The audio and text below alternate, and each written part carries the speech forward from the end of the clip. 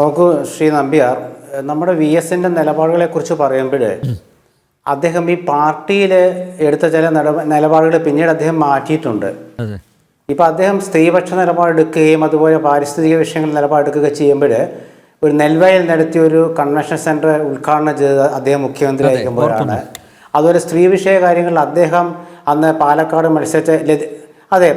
മത്സരിച്ച ലതിക സുഭാഷിനെതിരെയും അതുപോലെ SFIയുടെ മുൻ സംസ്ഥാന സെക്രട്ടറി ആയിരുന്ന സിന്ധുജയെക്കുറിച്ചൊക്കെ നടത്തിയ പ്രസംഗങ്ങൾ നമുക്കറിയാം. അപ്പോൾ വി എസ് പൊതുയോഗങ്ങളിൽ പ്രസംഗിക്കുന്നതും പത്രസമ്മേളനങ്ങളിൽ പറയുന്നതും പാർട്ടി യോഗങ്ങളിൽ പറയുന്നതൊക്കെ പല നിലപാടുകളിലാണ്.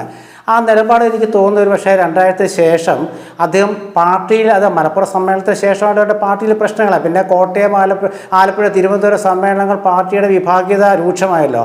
അപ്പോൾ അതിനിടയ്ക്ക് അദ്ദേഹം, എനിക്ക് തോന്നുന്നത് ആ പാർട്ടിയിൽ അദ്ദേഹത്തിൻ്റെ സ്വാധീനം ഉറപ്പിക്കാൻ അദ്ദേഹം ജനകീയ വിഷയങ്ങൾ കൂടുതൽ നിന്നു എന്നുള്ള കാര്യത്തിൽ യാതൊരു സംശയമില്ലാത്ത കാര്യമാണ്.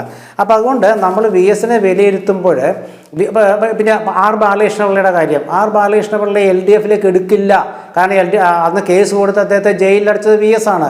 എടുക്കില്ല എന്നിട്ട് ആ ബാലകൃഷ്ണപിള്ള LDFൽ ഉണ്ടായിട്ട് ആ ഭരണത്തിലും അദ്ദേഹം ആ ഒരു മുന്നണിയിൽ അദ്ദേഹം ഓർമ്മയോടുകൂടി തന്നെ അദ്ദേഹം ആ മുന്നണിയിൽ പ്രവർത്തിച്ചു. അപ്പോൾ ചില ഘട്ടങ്ങളിൽ വി എസിൻ്റെ നിലപാടുകളൊക്കെ മാറിപ്പോയിട്ടുണ്ട്. അപ്പോൾ വി എസ് അങ്ങനെ ചില രാഷ്ട്രീയമാണ് വി എസിൻ്റെ അന്തിമമായ കാര്യം. പാർട്ടിക്കുള്ളിലെ വിഭാഗീയതയെ ചെറുക്കാനായിട്ട് അദ്ദേഹം ജനകീയ വിഷയങ്ങൾ ഇടപെട്ടുകൊണ്ട് പാർട്ടിയിൽ സ്വാധീനം ഉണ്ടാക്കാൻ ശ്രമിച്ചിരുന്നു എന്നുള്ളത് എല്ലാവർക്കും അറിയുന്ന കാര്യമാണ്. അതുകൊണ്ടാണ് അദ്ദേഹം പിണറായി വിജയനെതിരൊക്കെ പരസ്യമായിട്ട് പത്രസമ്മേളനത്തിൽ നടത്തിയ പ്രസംഗമൊക്കെ നമുക്കറിയാം. അപ്പോൾ അതിൽ പിണറായി വിജയൻ മറുപടി കൊടുത്തതുകൊണ്ട് മര്യാദ കാണിക്കണം എന്നുള്ള രീതിയിൽ ഒരുപാട് വിഷയങ്ങൾ ഇവർ പരസ്പരം പോരടിച്ചതൊക്കെ നമുക്കറിയാം.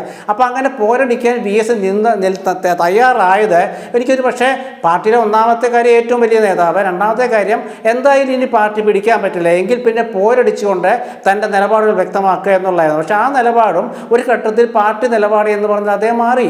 അപ്പോൾ അങ്ങനെ അദ്ദേഹത്തിൻ്റെ ചില നിലപാടുകളിലൊക്കെ വലിയ മാറ്റമൊക്കെ സംഭവിച്ചിട്ടുണ്ട്. അടിസ്ഥാനപരമായിട്ട് പാർട്ടിക്കുള്ളിലെ വിഭാഗീയതയാണ് വി എസിനെ കൂടുതൽ ശ്രദ്ധേയനാക്കിയതും. ഇപ്പോൾ മാധ്യമങ്ങൾ തന്നെ ഇപ്പോൾ വി എസ് പറഞ്ഞത് ഒരു ഘട്ടത്തിൽ സിൻഡിക്കേറ്റ് എന്ന് ആക്ഷേപിച്ച പിണറായി വിജയനാണ്. ആ സിൻഡിക്കേറ്റിൻ്റെ താല്പര്യം സംരക്ഷിക്കാൻ പിന്നീട് ശ്രമിച്ചെന്നൊക്കെ വി എസ് പറഞ്ഞിട്ടുണ്ട്.